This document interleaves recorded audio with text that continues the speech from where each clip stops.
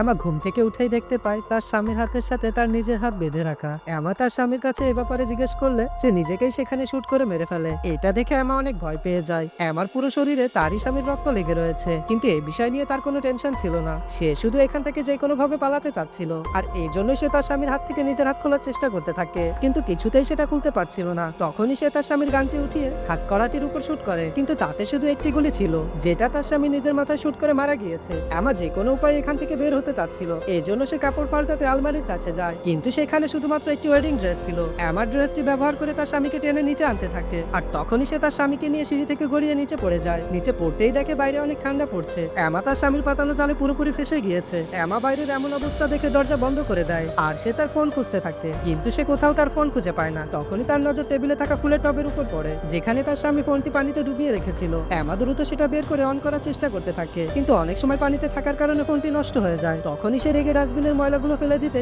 সেখানে তার স্বামীর গাড়ির চাবিটি দেখতে পায়। পার্ট 2 দেখতে চ্যানেলটি সাবস্ক্রাইব করে রাখুন।